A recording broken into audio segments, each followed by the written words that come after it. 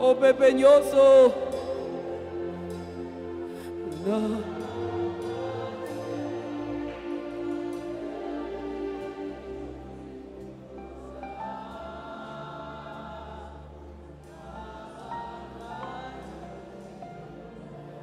Dieu me dit de te dire, ça a commencé fort parce que tu seras le premier à témoigner en 2022.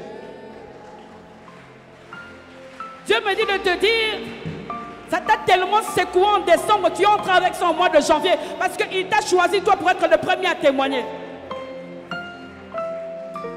Heureux celui qui passe par l'épreuve parce qu'il est le premier à témoigner des bontés de l'Éternel. Dieu me dit de te dire que tu sortiras de cette épreuve, la tête haute. Mais en attendant de voir sa main, il me dit de te dire, chante. Chante tout simplement. Parce qu'il est là. Emmanuel, il est là. Ici, présent, avec toi. Il ne t'abandonnera pas. Une nouvelle dure. Quelque chose de fort t'a secoué. Mon Dieu me dit de te dire que tu passeras tête haute. Le pire n'arrivera pas. Le pire n'arrivera pas. Le pire n'arrivera pas. Je parle à quelqu'un ce soir. Le pire n'arrivera pas. Le pire n'arrivera pas. Le pire n'arrivera pas. Le pire n'arrivera pas. Maziko Rabashaya. Est-ce que je parle à quelqu'un? Le pire n'arrivera pas. Tu as comme l'impression que c'est fini. Tu dis, mais si janvier c'est comme ça, et juin ça sera comment? Tu ne passeras pas juin, tu vas témoigner. Je parle, je me tiens ici, au nom de l'Éternel qui m'a appelé, au nom de Dieu qui m'a appelé, au nom de Dieu qui a fait de moi pasteur, qui a fait de moi servante de Dieu. Je prends mon Dieu à témoin. Juin ne passera pas, juin ne passera pas. Mazikaya Basa. Je ne sais pas le vent qui t'a secoué, mais je suis venu te dire que 2022 sera différent. Karabasha, Isabrachak. Il me dit de te dire que ton épreuve a la taille de ton élévation.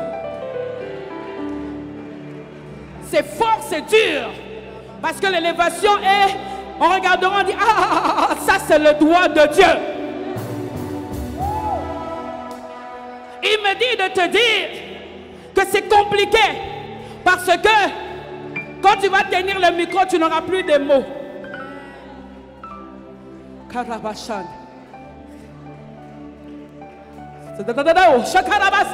Il y a quelqu'un qui est ici.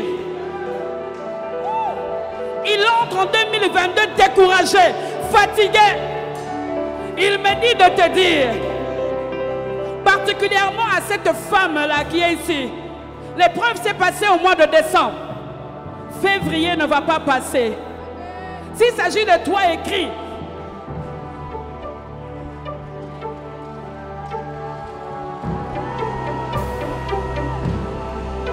Parce qu'il est le Dieu qui écoute les prières. Il est le Dieu qui exauce les prières.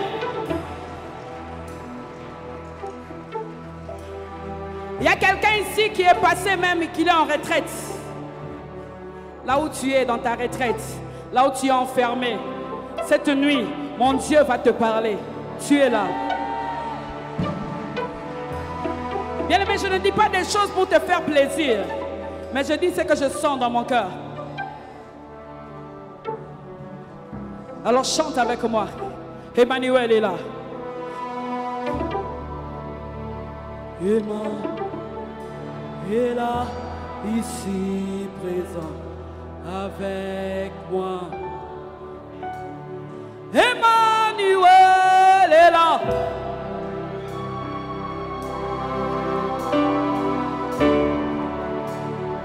Emmanuel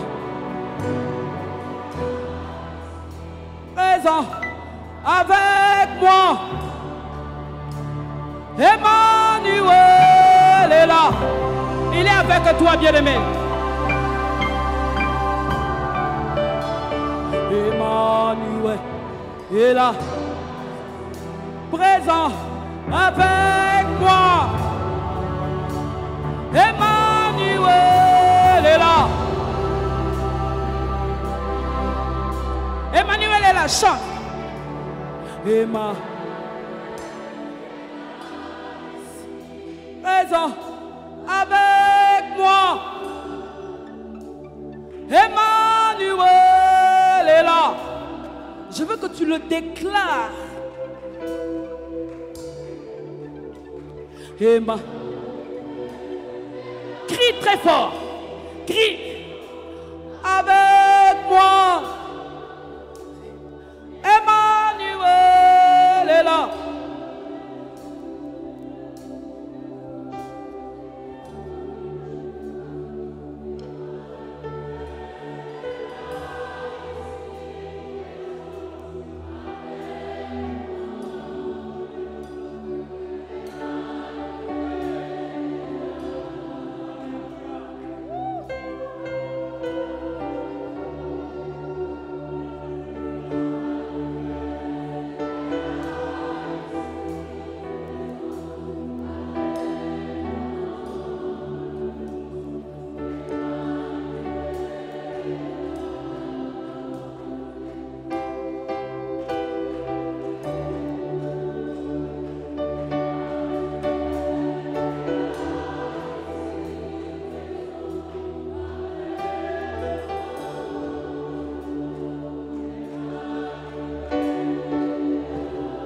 Le chanter ensemble.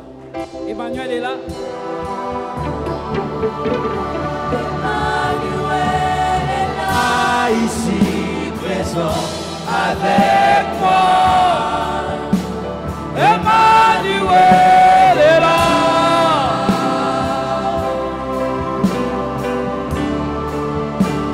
Emmanuel est là, ici présent avec moi.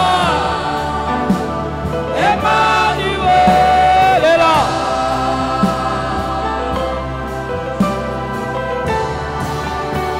Emmanuel est là, ici présent avec moi. Emmanuel est là. Emmanuel mérite les acclamations, les bikeleke, les mambo, maboko.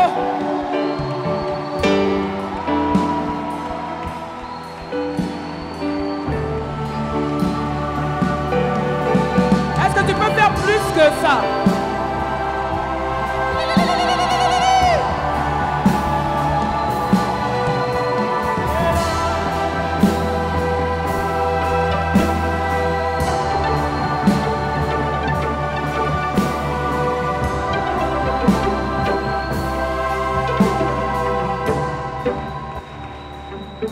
Merci Emmanuel. Alors que je priais pour ce temps, tu m'as dit, laisse-moi faire. Tu m'as dit, c'est moi qui connais le cœur de mon peuple. Tu m'as dit que quelqu'un rentrera chez lui, pas comme il est venu. Parce que tu vas consoler. Tu vas donner une parole de réconfort. Tu vas parler, tu vas rassurer. Tu l'as fait. Merci de continuer à le faire. Alors que nous voulons t'écouter ensemble. Au nom de Jésus. Amen. Amen.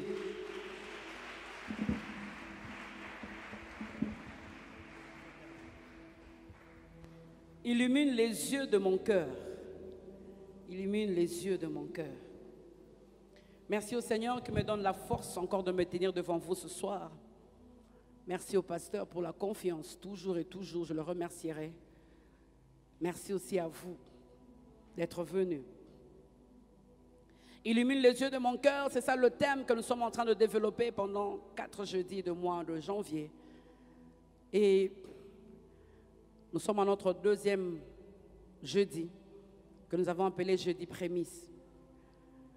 Mais le sous-thème de ce soir, c'est l'espérance qui s'attache à notre appel. L'espérance qui s'attache à notre appel. L'espérance qui s'attache à notre appel. Éphésiens 1, le verset 18. Ça se trouve dans l'Éphésiens 1, le verset 18. La Bible dit, parole vivante, version parole vivante, qui vous accorde une pleine lumière et qui augmente la suite de votre vision spirituelle, afin que vous compreniez en quoi consiste l'espérance vivante à laquelle vous avez été appelés et que vous sachiez quelle merveille vous êtes en droit d'attendre. L'espérance qui s'attache à notre appel. Par la grâce de Dieu, nous aurons 5 points. Le premier point, je parlerai de 6 choses à retenir. 6 choses à retenir. Le deuxième point, je parlerai d'un mot sur l'auteur de la prière. On l'a fait le jeudi passé, mais j'ai encore des choses à dire sur Paul ce jeudi. Un mot sur l'auteur de la prière.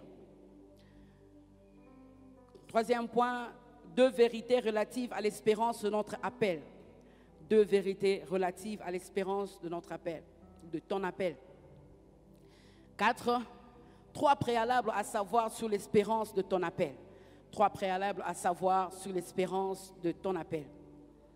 5, ce qui arrive quand tu as l'espérance de ton appel. Ce qui arrive quand tu as l'espérance de ton appel. L'espérance qui s'attache à ton appel. Éphésiens 1, le verset 18.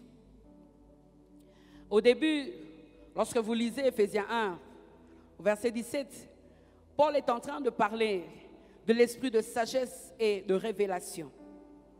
Je suis tout simplement en train de fleurer ce que Paul dit avant la prière. Parce que tout ce que nous percevons, nous le percevons par l'esprit. Ce n'est pas par notre intelligence, c'est par l'esprit. 1 Corinthiens 2, 9 à 12. Lorsqu'il parle de la sagesse, c'est Dieu lui-même. Lorsqu'il parle de la révélation, c'est le Saint-Esprit. Mais est-ce qu'on peut dissocier Dieu au Saint-Esprit? Non, parce qu'on parle aussi de l'esprit de sagesse. Donc, lorsqu'il parle de la sagesse et de la révélation, il est en train de parler de Dieu lui-même. 1 Corinthiens 2, 9 à 12. 1 Corinthiens 2, 9 à 12, vous verrez quelque part, il dit, c'est le Saint-Esprit, c'est Dieu lui-même, personne qui connaît les choses de Dieu, si ce n'est par l'Esprit. Mais avant que Paul parle de l'espérance de notre appel, Paul dit, afin que vous sachiez, ici, je peux diminuer un peu, ici lorsqu'il parle du verbe savoir, ce verbe en grec se réfère à la connaissance des faits. Un peu comme en général qui, avant de livrer une bataille, la connaissance qu'on doit avoir sur son artillerie et sur ses hommes. C'est de ça que Paul veut parler lorsqu'il dit que vous sachiez. C'est la connaissance des faits, la connaissance que toute personne doit savoir avant de livrer bataille. Avant de livrer bataille, il doit connaître son artillerie, il doit connaître ses hommes. Bien-aimés, le monde dans lequel nous vivons est voué à Satan. Jésus lui-même a dit, dans Jean 17, le verset 11, « Je ne suis plus dans le monde, ils sont dans le monde. » Jean 17, 11, dans la prière qu'il fait pour nous. Et Jean 17, 15, il dit, « Je ne te prie pas de les ôter du monde, mais de les préserver du mal. » Cela veut dire quoi? Cela veut dire que lorsqu'on parle du monde, du système de pensée du monde, nous voyons le mal, nous voyons le malin. Mais comment vivre dans ce monde, tout en étant dans les cieux, dans les lieux célestes, comment vivre dans ce monde? Et comme je l'ai dit le jeudi passé, j'ai parlé de l'identité du croyant. J'ai parlé de la raison pour laquelle, les raisons qui ont poussé Paul plutôt à faire la prière. Il a donné tous les privilèges que nous avons par rapport à notre élection, par rapport à notre rédemption, par rapport à notre héritage et par rapport au Saint-Esprit. Je ne veux pas répondre ici à ce que j'avais dit la fois passée, ça risque de nous prendre beaucoup de temps. Alors, quelles sont ces 6 choses à retenir? Ces 6 choses à retenir. Lorsqu'il dit afin que vous sachiez, lorsqu'il est en train de dire ces mots, j'ai essayé de réfléchir pour te dire, première chose en d'autres termes, il veut que tu prennes conscience de qui tu es et de ce que ton identité te donne le droit de faire sur cette terre. Non seulement il te parle de ton identité, mais Paul veut que tu comprennes, que tu prennes conscience de qui tu es et de ce que ton identité te donne le droit de faire. C'est par rapport à ton identité que tu peux te lever pour dire au nom de Jésus. C'est par rapport à ton identité que tu peux regarder les sorciers et ne pas avoir peur. C'est par rapport à ton identité que tu peux rester dans cette entreprise malgré que tu dis que tu es entouré des occultistes. Pourquoi? Parce que tu connais ton identité. La deuxième chose, c'est que je veux que tu prennes conscience que les bénédictions spirituelles dans le lieu très haut te donnent le droit de vivre différemment que tout habitant de la terre. Que les bénédictions spirituelles dans le lieu très haut te donnent le droit de vivre différemment que tout autre habitant de la terre. Bien-aimé, tu n'es pas un simple habitant de la terre. Tu es enfant de Dieu.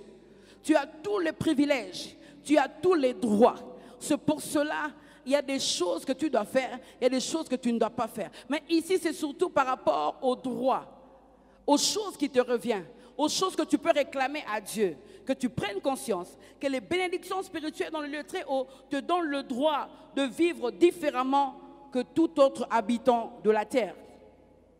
Troisième chose que tu dois savoir, que tu prennes conscience que le même pouvoir que Dieu t'a donné dans les lieux très hauts, que la même position que tu as au ciel, tu peux aussi l'expérimenter ici sur la terre.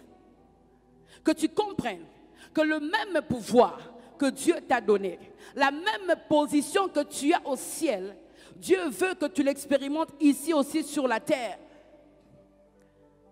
Quatrième chose que tu dois savoir, tu dois prendre conscience, je veux que tu prennes conscience que ton identité d'enfant de Dieu, dans les choses spirituelles que Dieu t'a données, se cache ta nature divine. Se cache ta nature divine qui te donne la supériorité sur les esprits méchants, sur les démons, sur toutes ces choses. C'est pour cela, quelque part, il dit qu'à Christ l'a élevé, il l'a mis à la droite au-dessus de toute autorité. C'est là où Christ est. Je veux que tu prennes conscience que tu as une identité d'enfant de Dieu. Les choses spirituelles que Dieu t'a données, dans cette identité, dans ces choses spirituelles, se cache ta nature divine qui te permet d'avoir la supériorité sur tous les esprits méchants, dans les cieux et sur la terre. C'est pour cela qu'il ne faut pas être le seul à le courant part. Tu restes seul, tu commences à avoir peur. Il suffit qu'il y ait le reflet d'une montre. Hé, au nom de Jésus, non. Que tu sois conscient que dans ton identité d'enfant de Dieu se cache la nature divine qui te donne la supériorité sur les esprits méchants. Et qu'aucun sorcier bien-aimé, aucun démon ne peut bloquer ta destinée. Il faut que tu sois conscient de ça. Il faut que tu sois plus conscient de la capacité de Dieu d'agir dans ta vie que les sorciers de ta famille. Les chrétiens d'aujourd'hui, on n'est plus conscient de ce que les démons font, du blocage, de toutes ces choses. Je ne suis pas bloquable. Je ne suis pas bloquable parce que je connais mon identité. Je connais. Si il arrivait que j'ai comme l'impression qu'ils sont là pour se lever, Dieu peut permettre à un moment qu'ils bouchent le trou avec Isaac. Dieu peut permettre un peu de querelles. Mais à un moment, lorsque Dieu donne Rehoboth, personne ne peut t'empêcher de t'enrichir. Je parle à quelqu'un. Alors ne dis pas, on me bloque, les sorciers, non. Cinquième chose que tu dois savoir. Je veux que tu comprennes, que tu prennes conscience qu'en tant qu'enfant de Dieu, tu peux connaître les mêmes choses que tout autre habitant de la terre. Qu'en tant qu'enfant de Dieu, tu peux connaître les mêmes choses que tout autre habitant de la terre. Voir les mêmes, vivre les mêmes réalités. Tu peux vivre les mêmes réalités. Vivre dans un contexte de pauvreté ou de précarité. Ça peut arriver. Vivre dans un contexte de pauvreté et de précarité. Perdre les biens. Perdre les gens autour de toi. Perdre ton travail. C'est ce que tout habitant de la terre connaît. Perdre les avantages. Vivre l'injustice. Expérimenter la trahison. Le rejet. Mais dans toutes ces choses, le plus important, c'est ta réaction face à toutes ces choses. Ce n'est pas ce qui t'arrive, c'est ta réaction face à ces choses. Tu peux connaître la perte des biens, perdre les gens autour de toi, perdre le travail, perdre des avantages, vivre l'injustice, expérimenter la trahison, le rejet. Mais dans toutes ces choses, bien-aimé, le plus important, c'est ta réaction face à ces choses. Ton entendement, ta lecture face à tout ce qui t'arrive. Quelle lecture tu fais? Quelle lecture tu fais? C'est ça le plus important. Tu peux te retrouver dans un pays où les choses ne marchent pas, où tout est difficile. Deux sortes de réactions. Où tu te bats, tu as terminé les études il y a 5 ans, mais bon, quand tu dis j'ai l'honneur, nous avons les regrets. J'ai l'honneur, nous avons les regrets. Tu as comme l'impression que c'est toi qui provoque les regrets dans le cœur des gens. Chaque fois que tu dis j'ai l'honneur, toi tu viens avec honneur et il te revient avec regret. Tu essaies de comprendre qu'est-ce qui se passe autour de toi. Deux réactions. Il y a quelqu'un qui dira, en tout cas je dois quitter ce pays. Par tous les moyens, je dois quitter ce pays pour aller ailleurs. Parce que je crois que la vie est ailleurs. Mais il y a un enfant qui n'est pas simplement habitant de la terre, qui est aussi enfant de Dieu comme moi, qui dira, si je suis enfant de Dieu, je connais mon Père. Il ne fait pas des choses au hasard. Il ne m'a pas mis dans cette famille pour rien. Je ne suis pas dans ce pays pour rien. Il a dit qu'il a formé des projets de paix et non de malheur pour moi, pour me donner de l'avenir et de l'espérance. La réalisation du projet de Dieu dans ma vie ne dépend pas de l'économie de mon pays, mais du concepteur du projet de ma vie. C'est lui qui m'a créé. Il a créé le monde. Il sait comment il va faire. Il sait par où il va me faire passer. Il connaît le chemin par lequel il va frayer dans ce grand pays où je ne me retrouve pas. Dans ce Haut-Katanga où je ne me retrouve pas. Sans parents, sans frères, ni personne. Déjà terminer les études là, c'était compliqué. Maintenant, chercher encore du travail. Il sera en train de dire, je sais qu'en appelant Josué, il lui a dit, tout lieu que tu fouleras la plante de tes pieds, je te le donne. Alors, il sera en train de dire, ma bénédiction ne dépend pas de mes yeux, mais ma bénédiction dépend de ce qu'il est et de ce qu'il a dit. Deux réactions, même situation, mais deux réactions. Quelle est ta réaction par rapport à cette situation dans ta vie? Le plus grand problème, c'est là. C'est là que beaucoup se refroidissent dans la foi. Parce que la foi, on ne peut pas la perdre. C'est là que beaucoup se refroidissent. Pourquoi tu ne viens pas à l'église? Je suis avec vous. Priez pour moi, par la grâce de Dieu. Si tu es là, ce soir, j'aimerais te dire que ta vie ne dépend d'aucune circonstance ou d'aucune situation provoquée par les hommes. Ta vie dépend de Dieu lui-même. Trois choses liées à ta bénédiction. Trois choses liées à ta bénédiction. Trois choses pourquoi? Parce que tu regardes, tu dis, dans ce pays, si je veux mourir, je pars même, bien aimé, l'océan, tu entres dans l'océan pour aller de l'autre côté. Est-ce que mon Dieu, qui a marché sur les eaux, va me laisser entrer, ils entrent comment? Dans l'océan. Ils entrent, je ne sais pas moi, dans un bateau, confinés quelque part, pendant 3 mois. Tu ne sais même pas si tu vas vivre. Est-ce que mon Dieu, est-ce que le Dieu qui t'a appelé peut faire que tu viennes et puis au Kangi, si moi économie, tu donnes $100, $200, donne 1500, toi aussi tu donnes 1500. Est-ce que tu ne peux pas croire que ce même Dieu qui a permis que tu naisses dans cette famille, où tu dis, si j'étais né dans notre famille, non, il faut que tu restes dans cette famille-là, pour qu'effectivement qu'on puisse se dire, il y a un Joseph ici, il y a un Joseph ici. Tu ne peux pas manifester ta nature de Joseph, parce que dans une famille, tout le monde a. Il faut justement qu'il y ait famine. Et qu'à un certain moment, on aille te chercher. Et que tu reviennes. Et qu'ils viennent s'installer. Et que maintenant, tu sois le Joseph. Comment tu veux être Joseph? Là où tu n'es pas allé en prison. Là où tu n'as pas vécu la citerne. Bien-aimé, si tu passes par les épreuves, et que tu commences à te fatiguer, mon Dieu me dit de te dire, sois conscient que ta bénédiction dépend de 3 choses. Ta bénédiction dépend d'abord de ton appartenance à Dieu. Ton appartenance à Dieu, bien-aimé. Ton appartenance à Dieu. La deuxième chose, c'est que ta bénédiction dépend de tes droits et privilèges en tant qu'enfant de Dieu. Ta bénédiction fait partie des droits et privilèges en tant qu'enfant de Dieu. Troisième chose que tu dois savoir par rapport à ta bénédiction. Ta bénédiction dépend de ta prise de conscience. et de la connaissance de Dieu que tu as, de celui qui t'a appelé, de celui qui a fait que tu deviennes enfant de Dieu. Ta bénédiction dépend de ton appartenance à Dieu. Ta bénédiction fait partie des droits et privilèges en tant qu'enfant de Dieu. Il dit, j'ordonnerai à la bénédiction d'être avec toi. C'est un ordre que Dieu donne. Dis-moi, si Dieu donne un ordre, qui est plus haut que Dieu? L'oncle? La tante? Le grand frère? Personne. Parce qu'il a ordonné. Bien-aimé, je ne dis pas tu seras béni, tu es béni. Alors peu importe le lieu là où tu te retrouves, tu es béni. Tu es béni. Ton appartenance à Dieu, ta bénédiction fait partie des droits et privilèges en tant qu'enfant de Dieu.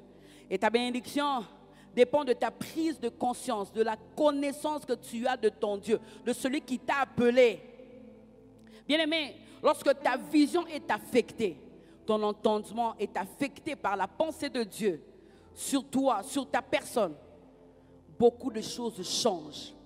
Ta manière de parler change, ta mentalité change, tes actions changent, tes attitudes changent, ton comportement change parce que ta vision a été affectée. Illumine les yeux du cœur de quelqu'un. Que ta vision soit affectée de la pensée de Dieu. Beaucoup ont considéré le confinement comme un enfer. Beaucoup ont considéré le confinement comme un trou noir. Ennui après ennui. Il est là en train de regarder la télé, en train de chatter, il est même fatigué. Mais beaucoup ont vu dans le confinement un autre moyen efficace de propager l'évangile. Et aujourd'hui, ils envisagent d'avoir une télévision. Qu'est-ce qui a provoqué ça? Le confinement. Comme je l'ai dit le jeudi passé, les yeux du cœur symbolisent la capacité de comprendre les choses, l'intelligence, ton appréhension, ta manière de comprendre, ta manière de faire la lecture des choses qui se passent dans ta vie. Lorsque tu étais dans le confinement, toi tu pensais à quoi? Beaucoup ont regardé le confinement, ils ont dit, mais ça c'est un moyen. Comme les gens ne sortent pas, ok, j'ai la possibilité d'être livré ici, comme on sort à compte-gouttes, la possibilité de faire des take-away. Et aujourd'hui, il a continué avec les take-away, c'est un restaurant. Le confinement. Dans le trou noir, il y a deux visions. Il y a ceux qui voient le chemin là où sortir. Il y a ceux qui voient le chaos. Qu'est-ce que toi tu vois? Qu'est-ce que toi tu vois? Illuminer les yeux de mon cœur. C'est dans 3 domaines de ma vie. Dans 3 domaines de notre vie. 3 domaines. Premièrement, la perception des réalités du monde. Dans la perception des réalités du monde. Deuxièmement, dans ma prise de conscience élevée de ce que Dieu est pour moi et de ce que je suis pour lui.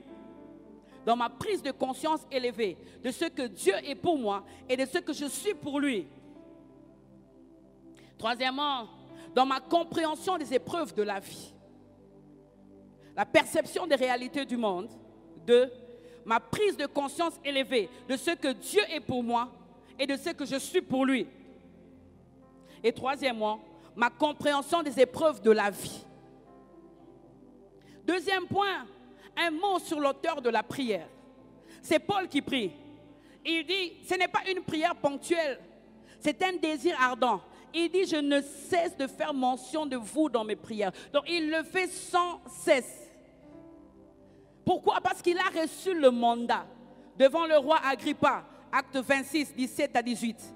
Acte 26, 17 à 18. Parlant de sa mission, il dit, je t'ai choisi, c'est Dieu qui lui parlait, au milieu de ce peuple et du milieu des païens, vers qui je t'envoie, afin que tu leur ouvres les yeux pour qu'ils passent des ténèbres à la lumière de la puissance de Satan, à Dieu et par la foi en moi, le pardon de péché et l'héritage avec les sanctifiés. Dieu lui a donné la mission d'ouvrir les yeux. On dirait que Dieu lui a dit, de la manière dont je t'ai frappé par aveuglement pour t'ouvrir les yeux. Lorsque vous lisez comment est-ce que Saül est venu au Seigneur. Saül est venu au Seigneur, acte 9, le verset 3. Acte 9, le verset 3. La Bible dit qu'il est resté 3 jours sans voir sur le chemin de Damas. Quand vous lisez tout acte 9, vous allez voir la conversion de Saul.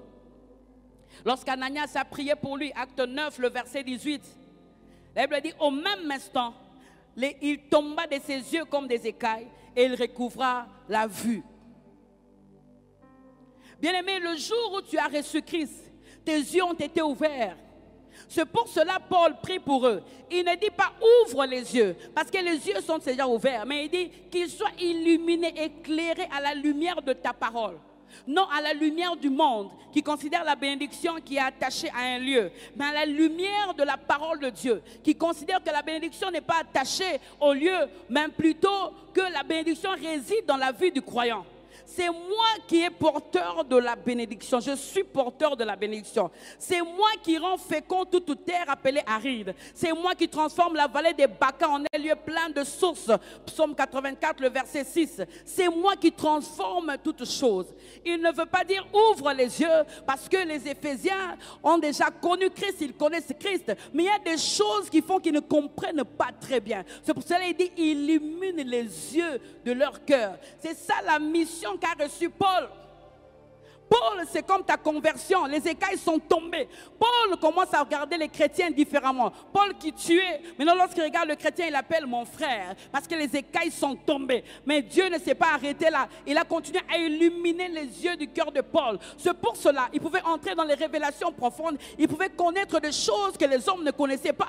Parce que ses yeux étaient illuminés. Il voyait les choses de Dieu d'une autre manière. C'est pour cela que je prie. C'est ça ma prière. Que Dieu illumine les yeux de ton cœur, que les ténèbres qui t'empêchent de voir la main de Dieu au travers des épreuves, que tu puisses voir la main de Dieu, que mon Dieu t'enlève ces ténèbres qui t'empêchent de voir qu'au travers de cette épreuve, il permet que tu sois licencié, que tu sois un peu caché, pour qu'à un moment que tu reviennes, quand tu es caché là-bas, tu prends un temps de prière. Je pars à Coloésie, je pars prier, il est en train de te parler, pour que lorsque tu vas revenir au travail, tu es fort physiquement, tu es fort matériellement, mais tu es aussi fort spirituellement.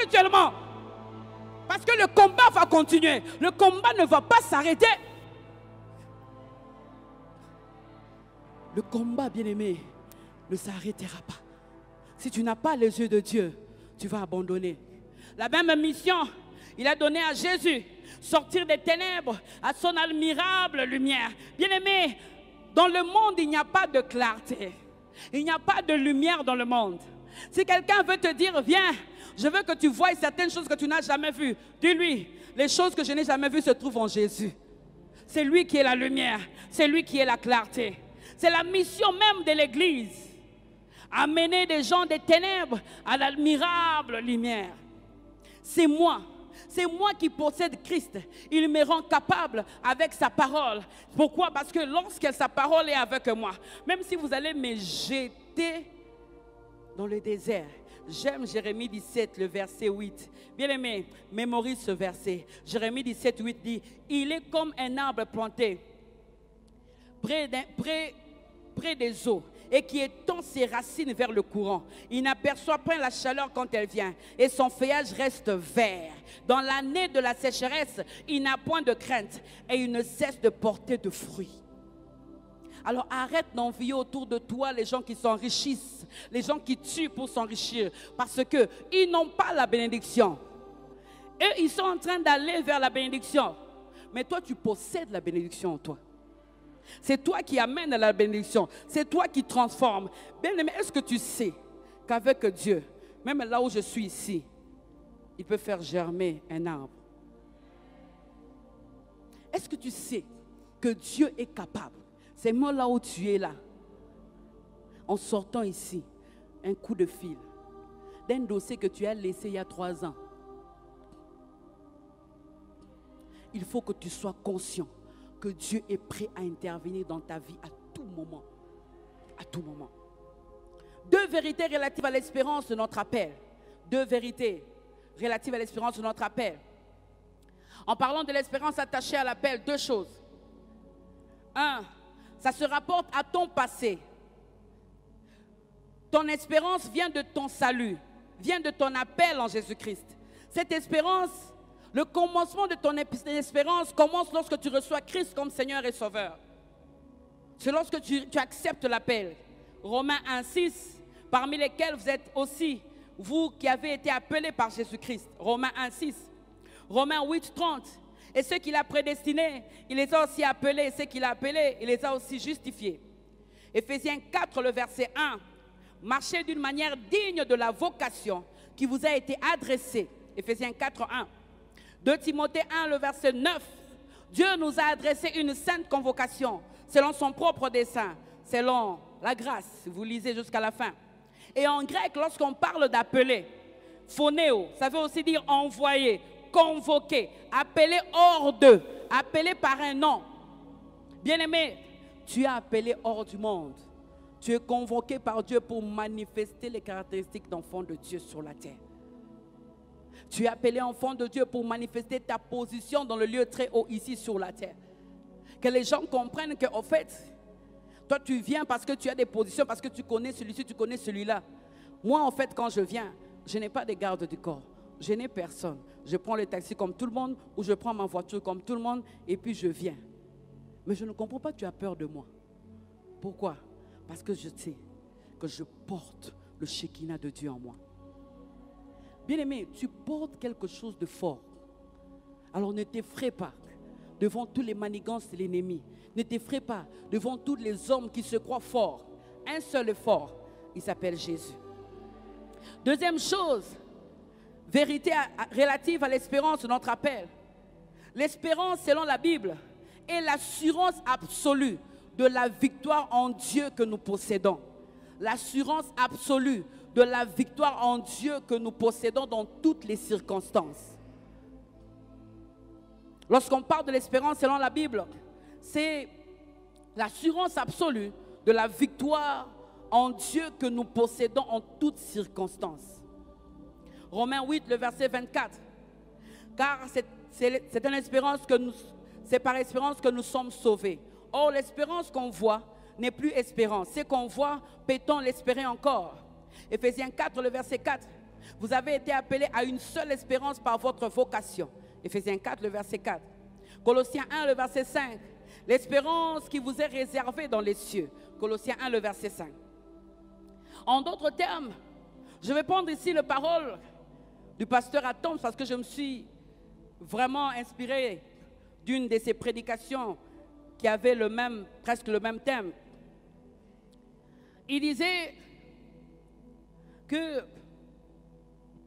quel que soit ton avenir, bien aimé, l'espérance de ton appel veut tout simplement dire, quel que soit là où tu te retrouves, tu dois être conscient que peu importe ce qui m'arrive, mon avenir sera différent. Peu importe ce que je peux vivre aujourd'hui, j'ai l'espérance qui traverse même la vie maintenant, même la vie future. C'est très important. Que tu dois savoir que l'avenir peut être différent de ce qu'on vit aujourd'hui.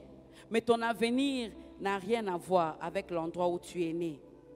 Ton avenir n'a rien à voir avec l'endroit où tu es né. Ton avenir a à voir avec celui qui a formé pour toi de projets de paix et non de malheur pour te donner de l'espérance et de l'avenir. Jésus, il donne l'exemple de Jésus qui est né dans l'étable, mais il était le roi de gloire. Là où tu vas, là où tu as commencé, n'a rien à voir avec là où tu vas finir.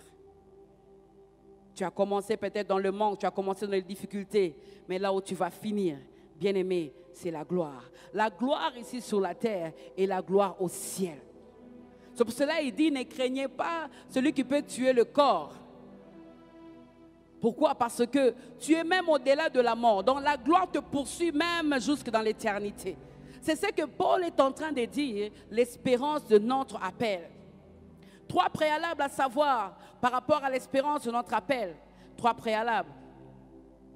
Le premier, c'est que Dieu qui nous a appelés a réservé pour toi des choses dans le futur. Le Dieu qui t'a appelé a réservé pour toi des choses dans le futur. Quand je parle de futur, je parle de futur en termes de nouveaux cieux qui viendra. Mais je parle aussi de futur en termes des choses qui vont arriver ici sur la terre, des bonnes choses, bien-aimées. Tu vas vivre ces choses, les choses que tu attends de la part de Dieu, les choses que Dieu t'a dites. C'est pour ça que tu dois continuer à espérer. Et la Bible dit, c'est l'espérance qui ne trompe point. Deuxième préalable, c'est que le Dieu qui t'a appelé a déjà organisé ta réussite. Il a déjà organisé ton succès. Avec Dieu, bien-aimé, ça marche toujours. Avec Dieu, on ne dit pas, on ne sait jamais. Non, non, non, non, non, non. Je sais qu'il est avec moi. je sais qu'il ne va pas me laisser. Je sais que même quand j'ai comme l'impression qu'il n'entend pas mes prières, je sais qu'il est avec moi. Le Dieu qui t'a appelé a déjà organisé ta réussite, ton succès. Avec Dieu, ça marche toujours. Troisième préalable, c'est que le Dieu qui t'a appelé ne t'a pas appelé pour le siècle présent seulement. Ce n'est pas seulement pour aujourd'hui, même pour l'éternité. Donc tu as un avenir sûr. Il y a des choses que tu ne peux pas faire. Tu es en train de te rabaisser. Tu as un avenir sûr. Bien-aimé, tu ne mourras pas. Tu n'as pas compris. Les chrétiens ne mourront pas. Pourquoi? Parce qu'il nous a donné la vie éternelle. Paul est en train de dire aux Éphésiens que vous avez plus que la vie que vous avez sur la terre. Il y a des choses encore beaucoup plus grandes. Je ne peux pas comprendre. Le Dieu qui m'appelle sur la terre avec une mission, avec quelque chose à faire, et il permet à ce que je sorte de cette terre avec humiliation. Je ne crois pas. Je ne comprends pas. Comment est-ce que le Dieu qui peut m'appeler à le servir, à faire des choses pour lui, et que je sorte parce que j'ai été tué par un sorcier qui reste je ne sais pas moi où. Je ne comprends pas. Le Dieu qui peut m'appeler peut permettre un occultiste comme ça, il vient et puis il m'empoisonne et puis je meurs. Non, non, non, non. Je ne comprends pas ces choses. Pourquoi? Parce que l'espérance est tellement forte. Mon appel est attaché à l'espérance qui s'appelle Jésus, qui ne trompe point. Alors, bien-aimé, crois. S'il a pu préparer jusque dans l'éternité, alors qu'est-ce qu'il peut bien préparer sur toi sur la terre? C'est ça l'espérance. L'espérance est notre appel. La foi chrétienne possède l'espérance qui ne trompe point. Alors, qu'est-ce qui arrive quand tu as l'espérance de ton appel? Qu'est-ce qui arrive quand tu as l'espérance de ton appel? Quand tu as l'espérance de ton appel, tu ne mettras pas ta confiance dans les hommes qui peuvent te permettre de promettre des choses sans réaliser. Quand tu as l'espérance de ton appel, tu ne mettras ta confiance qu'en Dieu lui-même. Tu garderas ferme, tu diras, le Seigneur est avec moi, il ne m'abandonnera pas. Quand tu as l'espérance de ton appel, quand tu sais que le Dieu qui m'a promis ne ment pas, les hommes peuvent te promettre, mais à un certain moment, il va te dire, indépendamment de ma volonté. Qu'est-ce qui arrive quand tu as l'espérance de ton appel? Quand tu as l'espérance de ton appel, tu compteras sur Dieu et sur Dieu seul. Sur Dieu et sur Dieu seul. C'est pour cela que tu es ici. Tu te sens trahi, tu te sens abandonné. Dieu est en train d'écarter toutes ces personnes pour que tu comptes sur lui et sur lui seul. Pour que tu commences à dire, moi, ma vie, c'est Dieu. Parce que hier, tu disais, moi, ma mère, en tout cas, elle est prête à tout pour moi. Mais lorsque tu te rends compte qu'il y a certaines choses, elle t'a abandonné, tu dis, non, non, non, non, non. Il veut que tu prononces cette phrase pour 2022. Ma vie, c'est Jésus. Quand tu as l'espérance de ton appel, tu n'envieras pas les païens qui s'enrichissent ici sur la terre, en tuant, en volant. Puis ils meurent dans le feu. Tu ne les envieras pas. L'espérance de ton appel transcende même le temps et l'espace, ancre jusqu'à l'éternité. C'est ce que Paul est en train de dire aux Éphésiens. C'est la prière qu'il est en train de faire pour eux. Tu n'envieras pas. Tu vivras dans le contentement et ton Dieu qui prend de la poussière pour faire asseoir avec le grand, le fera. Quand tu as l'espérance de ton appel, tu diras comme Paul, la mort m'est un gain. Je vois que je rentrerai dans le repos. Je retournerai dans le lieu céleste parce que mon espérance va jusque dans l'éternité. Quand tu as l'espérance de ton appel, tu n'as pas peur de la mort. Tu n'as pas peur de la mort. Parce que Christ est ta vie. Et la mort est un gain. Tu seras en train de dire comme Paul, vaut mieux que d'ailleurs je meure. Là-bas, je serai dans la félicité, dans le repos. Quand tu as l'espérance de ton appel, tu ne vois pas le monde de la même manière. Parce que tes yeux, les yeux de ton cœur ont une perception différente de la réalité de la vie. Qu'est-ce que tu vois autour de toi? Quand tu as l'espérance de ton appel, tu vois le monde d'une autre façon parce que tes yeux sont illuminés. Quand tu as l'espérance de ton appel, tu ne verras pas la proposition de ton collègue qui te fait pour corrompre, pour ajouter les zéros dans ce chiffre, sur ce rapport financier, comme une occasion de t'enrichir, mais plutôt les ténèbres qui veulent t'empêcher de voir ce que Dieu est capable de faire dans ta vie. Cette proposition, c'est les ténèbres que l'ennemi veut mettre dans tes yeux pour t'empêcher de voir les choses que Dieu va faire pour toi demain. Tu vas te contenter aujourd'hui de 100 000 $ que tu es en train de voler et tes yeux seront constamment fermés. Bien aimé, toutes les propositions que l'ennemi nous donne, c'est pour fermer nos yeux, pour qu'on ne voie plus clair. Oh, tu es là à l'église, Seigneur, je te loue, je te bénis, mais ta foi s'est refroidie. Pourquoi? Parce que tu comptes simplement, oui, demain encore je vais ajouter 0, demain encore je vais ajouter un autre 0, demain encore ton espérance, tu ne crois plus. Mais lorsqu'on a l'espérance de son appel, on se dit non, non, non, non, non, non. Ça, ce n'est pas une occasion de m'enrichir. Ça, c'est une occasion pour m'empêcher de voir la gloire de Dieu demain. Quand tu as l'espérance de ton appel, tu ne céderas pas aux propositions de cet homme marié qui te propose le mariage. Et j'aime quand les hommes sont bizarres. Ils te disent, toi, tu n'es pas les genre de femmes qui doivent marcher à pied. Mais sa propre femme marche à pied. Toi, tu ne peux pas marcher à pied. Toi, tu es le genre de femme. En fait, je suis en train de réfléchir. Bien aimé, mensonge sur mensonge. Parce que je parle à une femme, il ne quittera jamais sa femme. Il ne quittera jamais sa femme. Et il est en train de dire, je suis en train de préparer quelque chose. Tu mérites plus. Hein? Et puis il dénigre même ton mari. Quel est cet homme qui te laisse marcher sous ce soleil? Pourquoi tu marches sous le soleil? Je parle à une jeune fille qui est là. Pourquoi tu marches sous ce soleil? Ça, c'est quel téléphone? Toi, tu ne peux pas avoir ce genre de téléphone. Mensonge de l'ennemi. Toutes ces phrases bien-aimées, c'est pour voiler les yeux de ton cœur, pour que tu ne voies pas le mariage glorieux que Dieu a réservé pour toi demain. Bien-aimé, ne te contente pas de cet homme qui vient le soir à délestage. Après, il vient après 4 jours. Après, il vient et dit, bon, ne m'appelle pas. Et puis quand tu l'appelles, il dit, allô, allô, allô, allô. Il y a un problème de réseau, il y a un problème de réseau. Moi, je veux lorsque j'appelle, il dit, oui, chérie, je sais que c'est lui et je sais que c'est moi. Je parle à une jeune fille. Alors pourquoi tu veux qu'on te mette le voile? C'est un voile que l'ennemi est en train de te mettre pour t'empêcher de voir la gloire demain. Bien-aimé, ma prière est qu'il illumine les yeux de ton cœur pour qu'à travers cette épreuve que tu traverses ou que tu vis, combat après combat, que tu voies l'armée de Dieu qui t'entoure. Ouvre mes yeux que je voie ton armée qui m'entoure, que je cesse de croire à la taille des illusions, que j'affronte la nuit, le jour, qu'il enlève. Parce qu'il est plus grand que ton problème. Il est plus grand que ton épreuve. Il est plus grand que la montagne. Il est plus grand que la maladie. Il est plus grand que la mort. Il est plus grand que la trahison. Il est plus grand que le rejet. Ouvre mes yeux que je voie ton armée qui m'entoure, que je cesse de croire à la taille et l'illusion, que j'affronte la nuit, le jour. Tu es plus grand, tellement grand.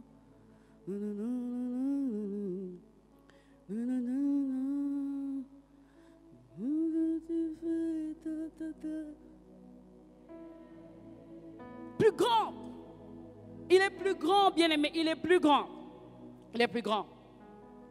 Quelqu'un en ce jour est en train de se dire, pourquoi les gens s'acharnent sur moi? Pourquoi ils sont contre moi? Quand tu es illuminé, bien-aimé, tu diras plutôt, j'ai aimé ce que le pasteur Atom a dit. Je n'ai pas honte de le dire, cette prédication m'a fait tellement du bien. Il est en train de dire, lorsqu'il parle d'illuminer les yeux du cœur, au travers des épreuves, au travers des choses difficiles qui t'arrivent, que tu vois la main de Dieu, que tu vois un Dieu fort et que tu vois un Dieu capable. Il a donné cette illustration pour parler des règles de rugby. Il dit, première règle dans le match de rugby, moi je ne sais pas, c'est ce qu'il dit. Première règle dans le match de rugby, c'est que tout le monde attaque celui qui a le ballon. Dès que tu as le ballon, vous voyez, c'est tout le monde qui vient se jeter, comme pour te tuer. Et dès que tu reçois le ballon, ils viennent comme des fourmis. Des fois, quand je regarde, je dis, mais le type qui est en bas là-bas, qui a déjà vu ça? Mais il va mourir. C'est tous les gaillards, tous les gens qui viennent se projeter. Et il dit, si quelqu'un ne t'aime pas, il va te jeter les ballons. Si je jette le ballon, c'est tous les gaillards là. C'est ça la règle. Ils viennent se jeter sur toi. Ils viennent se jeter sur toi. D'autres, quand ils ont le ballon de leur vie, le ballon de leur destinée, ils ont comme l'impression qu'ils ont les problèmes. Dans la vie, quand les démons t'attaquent, les méchants, tout le monde ne jure que sur ta mort. Tu es en train de penser que Dieu ne t'aime pas. Mais il t'aime tellement qu'il t'a donné le ballon de ta vie. Parce qu'il espère que c'est toi qui as le match. C'est maintenant toi qui vas jeter les ballons. C'est maintenant toi qui as le jeu entre tes mains. C'est à toi maintenant de jeter. C'est-à-dire, lorsque toutes ces personnes viennent s'attaquer contre toi, c'est tout simplement parce que tu as une destinée très forte. Celui qui a le ballon, il faut l'attaquer. C'est lui qu'on est en train de chercher. Et lorsque il jette les ballons, il lettre une autre personne, on commence à suivre encore cette personne. Bien aimé, lorsque tu as le ballon de ta vie, c'est que tu n'es plus loin du but. Quand tu n'es plus loin du but, à ce moment-là, les attaques viennent, les moqueries viennent, je ne sais pas moi, chômage vient, toutes ces choses viennent, maladie, des choses vraiment bizarres qui viennent. Quand ces choses viennent, celui qui est illuminé par les yeux du cœur, il regarde et dit, j'ai maintenant le ballon, je ne suis plus loin du poteau. Dieu m'a donné le ballon pour que je puisse marquer. Bien aimé, lorsque les épreuves viennent en cascade, c'est que c'est toi que Dieu a choisi pour marquer le but de la vie. Est-ce que je parle à quelqu'un? C'est à ce moment-là que tu diras que personne ne se décourage comme David. Pourquoi? Parce que tu as le ballon de ta vie. C'est lorsque tu es illuminé par les yeux de ton cœur que tu regardes les épreuves différemment. Tu dis, ça c'est l'occasion que Dieu me donne pour faire sortir ma tête. Deuxième règle dans le rugby, il dit, il n'y a pas de retour de jeu. Donc il n'y a pas, on prend le ballon, on jette au gardien pour qu'il puisse contrôler le jeu. Non, il n'y a pas. Tout le monde s'avance vers le poteau pour jeter. Bien aimé, tous ces combats autour de toi, c'est qu'entre toi et le poteau, il n'y a plus beaucoup de distance. Dieu t'a déjà positionné vers le poteau pour que tu marques le but. C'est comme ça que celui qui est illuminé par les yeux de son cœur regarde les combats de la vie. Il dit, ça devient tellement fort, je n'arrive plus. Je suis en train de prier, mais je me sens fatigué. Bien-aimé, relève ton corps. Même si autour de moi, tous ces gaillards sont sur toi. Tu n'es plus loin du but. C'est pour cela que Dieu m'a dit de dire à quelqu'un, il sait que je ne parle pas à tout le monde. Je parle à une seule personne pour lui dire, tu n'es plus loin du but. Cet acharnement, c'est tout simplement parce que tu as déjà le ballon. Tu as le ballon, tu n'es plus loin du but. Bien-aimé, accroche-toi. Bien-aimé, n'abandonne pas. Ne regarde pas cette épreuve comme si tu allais mourir. C'est toi qui as le match maintenant. C'est toi qui dois marquer maintenant. C'est toi qui dois marquer parce que tu as le ballon de ta vie. C'est toi qui connais les règles. Et nous, devant le stade, nous savons que c'est lui qui va marquer. Pourquoi? Parce que nous connaissons les règles. Bien-aimé, je veux que tu sois beaucoup plus conscient de la capacité de Dieu de te prendre de la poussière pour te faire asseoir avec le grand. Je veux que tu sois beaucoup plus conscient de la capacité de Dieu d'agir dans ta vie. Je veux que tu sois beaucoup plus conscient de la capacité de Dieu de te guérir de cette maladie que de ce que les médecins sont en train de dire. Je veux, je désire. C'est ce que Paul est en train de dire. Et c'est ma prière ce soir. Je veux que tu sois beaucoup plus conscient, Philadelphie, que si les joueurs n'étaient pas venus pour t'enlever de Kiwele, pour te combattre, tu ne serais pas ici. Je veux que tu regardes l'épreuve différemment en 2022. Je veux que tu comprennes si la maternité est en train de tarder, parce que le jour où tu vas tenir le micro, ce jour-là, il n'y aura pas de prédication. Parce que tu auras déjà prêché la fidélité de Dieu. Il n'y aura pas de prédication. Tu auras déjà parlé. Ton témoignage sera tellement éloquent. Les gens seront en train de regarder et dire, ce n'est pas possible. Je veux, je désire. C'est ce que je veux que tu comprennes. Je ne sais pas, je vais le lire en quelle langue. Je ne connais pas bien l'anglais. Je ne connais pas bien le swahili. La langue, c'est seulement le français. Que tu prennes conscience que Dieu est avec toi. Que tu prennes conscience qu'il ne va pas te laisser en 2022. Que tu prennes conscience que tu sois dans le feu, que tu sois partout, que tu dises que Dieu est avec moi. Je veux que tu prennes conscience de ces choses pour que tu pries différemment. Je veux que pour jeudi 2022, tous les jeudis, que tu viennes la tête haute pour dire, le Seigneur est là. Je vais encore chercher Dieu. Il ne m'a pas abandonné. Tu n'es pas loin du but. Il t'a positionné maintenant pour marquer. Lorsqu'il vient, c'est que Dieu est en train de te positionner. Il te positionne en organisant des choses bizarres, des choses que tu ne comprends pas. Des gens qui t'aimaient, subitement, ils ne t'aiment plus. Des gens avec qui tu travaillais, subitement, tu ne comprends pas. D'où vient ce combat? Est-ce qu'il peut éliminer les yeux de ton cœur pour que tu arrêtes de pleurer? Pour que tu arrêtes de pleurer. Ouvre mes yeux, que je voie ton armée qui m'entoure. Je cesse de voir à la terre des illusions. Ce sont les illusions. Ouvre mes yeux. Ouvre, que je voie ton armée, ils m'entourent, que je sais à la terre, j'affronte. Tu es plus grand, tu es tout ce que tellement grand.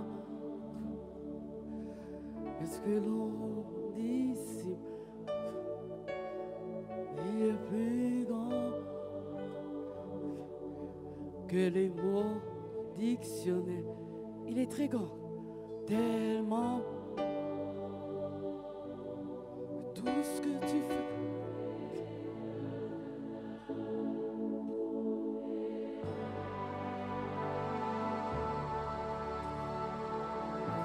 Osa.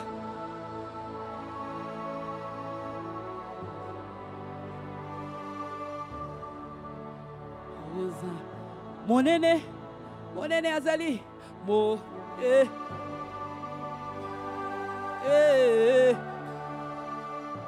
Osa. On est. Osa. Il y a un homme et une femme, bien aimé que tu connais, qui ont expérimenté la main de Dieu au travers l'épreuve. Et aujourd'hui, ils peuvent dire Baya kitango natika ke kuke nanga ulele.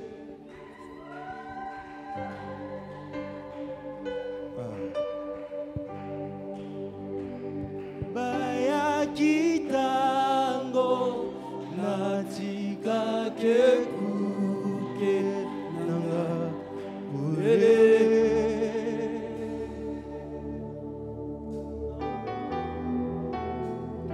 Basala kinyonso obakotisa molimo nanga na molili kasi molimo azongisi elikiana motema loyembo ya sika noko nanga après l'épreuve. Yahweh oza Ole nanga Nako bangelo kote Yahweh oza Zambe nanga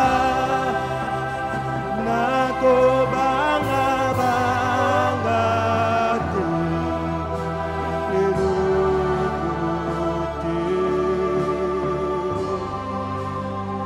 soki nkola longisi molimo alakisi baproje na molele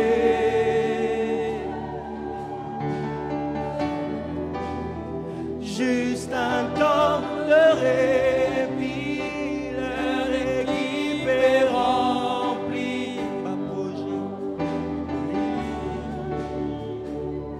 baena ba